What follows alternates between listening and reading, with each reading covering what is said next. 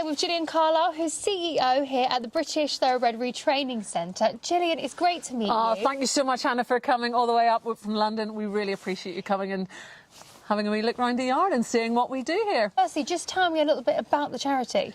Oh, super, yeah. The charity was originally formed in 1991 and it was called the Thoroughbred Rehabilitation Centre, and it was the first charity in Europe established to care for the welfare of thoroughbreds and retired racehorses. We're very, very fortunate that on our 25th anniversary we were renamed the British Thoroughbred Retraining Centre, and we're based here at this wonderful property in Lancashire, and yeah, we're absolutely delighted that we have such a wonderful wonderful premises to be able to retrain these magnificent horses. Well, I'm excited to look around. Let's go. Come on. Set in the Lancashire countryside, the British Thoroughbred Retraining Centre is dedicated to improving and promoting the welfare of retired racehorses. I was excited to learn more about the charity and how we can help support the vital work that they carry out each year. The BTRC relies on public donations to help as many thoroughbred racehorses as they possibly can. With a big team of friendly, caring staff, these horses have the best chance to go on to have a happy post-racing career in a variety of disciplines. So let's find out more. Well, we've just walked through one of the yards, so we have just over 40 stables, and then it's quite interesting. We've got lots of land, but you'll see it's all different size paddocks. And quite often, if a horse comes in needing rehabilitation, you have to restrict how much turnout they can get. Because, for example, if they had a tendon injury and it was recovering, the last thing you want them to do is go and run at 1,000,000 miles an hour in a big long field, because you'll just cry because you've just rehabbed it and it's probably going to get... So what we can do is we've got these sand paddocks that perhaps horses that are recovering from an injury, it means they can get out of the stable, enjoy the fresh air, interact with their friends, have a little bit of a run around, but not do any damage to that injury. And then we have if they're okay in the sand paddocks, then they're allowed to progress into the grass paddocks, and you can see there's lots of variation in sizes, which is super. And then when they're big boys and they're allowed to do whatever they want, big boys and girls, there's huge fields out there they can go out into as a big herd and just gallop about as much as they want. Quite a lot of racing yards have walkers, as do equestrian yards. A nice bit of kit if you can afford it, and we're very fortunate that we do have this horse walker here. It's quite a large one, but this really is a way of just getting the horses out and getting them exercised, just out of their stable, stretching their legs. It's really good as well if you put them on the walker before you actually ride them. It warms up their muscles, especially in the winter. You imagine how cold you are. Yeah. And it's a bit like if you're going to the gym, you have to do a bit of warm-up. And sometimes it's just nice to get them on the walker, get them to stretch their legs with no weight on their back and warm up the muscles before maybe you start riding them. This is actually quite unusual. This is an oval walker because a lot of the horses, as I say, may have injuries, and what the thinking is behind this is that if a horse is constantly on a circle, because most walkers are circles, they're always turning, putting a lot of pressure, whereas on an oval they do straight and corners. Wow. Yeah, I haven't seen one. No, I haven't seen one. But it's great, and they seem to like it. We also have the really big lunge pen, which is super to free school the horses in. Yeah. Good boy. We're here in this arena. Firstly, tell me about this arena, because I believe it's named after one of your first horses, Hallo Dandy, the Grand National winner. That's correct. This is Hallo Dandy Arena, and Hallo Dandy won the Grand National and then retired. And about 10 years later, he was found in quite a bad state, and his owners had actually loaned him out to someone, thinking he was just going to have a happy retirement, sort of being ridden around. So they contacted the charity, and the founder at that time was Carrie Humble. She was running the charity, and she stepped in, and Hallo Dandy came to the TRC. It was the Thoroughbred Rehabilitation Centre at the time, and became our flagship horse. And he lived till he was 33. And he's actually buried in one of the backfields, so he never left. But he actually, when he came and was stabled at the charity, he actually went round England and Ireland with Desert Orchid, who was another famous racehorse at the time, and just educating people on the importance of aftercare, because it was something that people hadn't really thought about that much at that stage.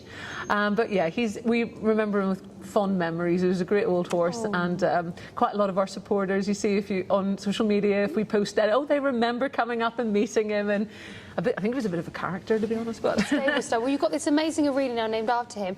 We're looking at one of your horses. Yeah. Currently, this would be part of your retraining program, right? Just tell me what's happening here. Yeah, so when the horses come in, we assess them, and it's sort of easy to split them into horses that maybe are injured or just need a little bit of core strength before they go into weight-bearing ridden work. So this is actually what you call long reining. She's doing a mixture of long reining and lunging here. And this is really good. It's a way of exercising a horse without a rider. So if the horse had potentially any back issues, it's just building up muscle without actually putting extra weight on the horse.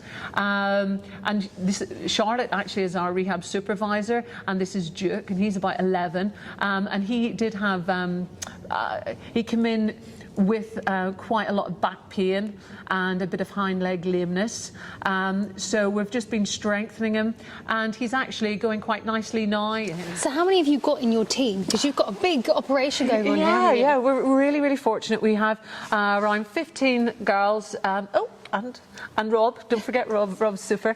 And it really splits down to, we have stable staff, we have our work riders who also exercise the horses, and then we have Charlotte, who deals with all the medical, clinical and rehab side of things, Tony, yard manager, but also we have this, you know, we have quite a big admin team because we've got all our horses out on loan, and we still own all those horses, and we need to ensure that they get their checks, and yeah, so it's quite a big team, but you sort of need that size of team to actually do the job properly. Yeah. And everyone that works here has either got equestrian or racing qualifications, so everybody's qualified, and I think that's really important as well. And we do a lot in education, a lot of work placement students, both from equestrian and a lot of veterinary students come because it is unique. The population of horses here and all the sort of clinical issues we do get, and training issues. It's really interesting for people who need to see a large sample of cases in one site. Yeah. So we're very, very lucky. So how do these horses get here? So let's start, say you've got, I don't know, a local trainer. Yes. And that local trainer will tell you about the horse and things like that. I assume it's really important if they are in a herd or if they're in single turnout, you have to cater for them that way because they might not be used to loads of horses. Tell me step by step what happens. Well, basically, it's an online process, or yes, you're quite right. We've got some trainers and owners who just phone us up and say, oh, this horse is going to retire it, love you to have it.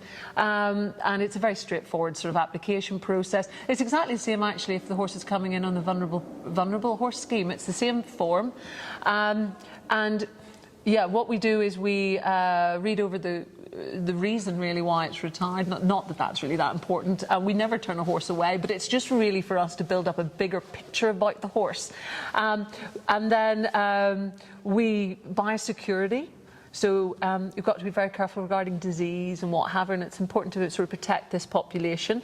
So what we do is strangles is quite, you know, quite common, so we have to be quite careful that all the horses get their strangles checked. So there's a blood test before they come in, and they have to flu and tet, or at least their first vaccination, and they come into the centre.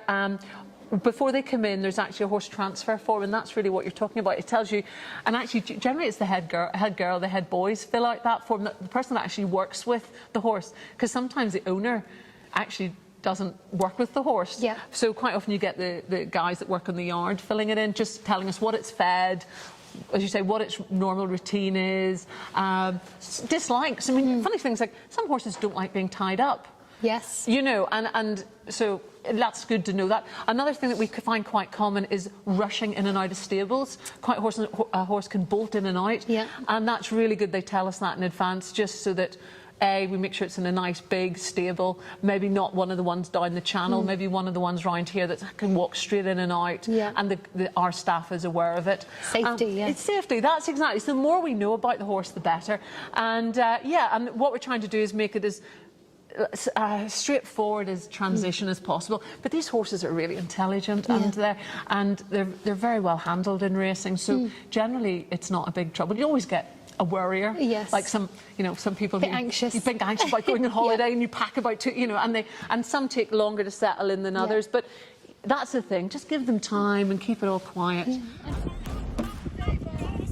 Hannah, welcome to the naughtiest resident. Lauren arranges with the nursing homes for them to go, and we box them all up. At the moment, we're really quite struggling for funding,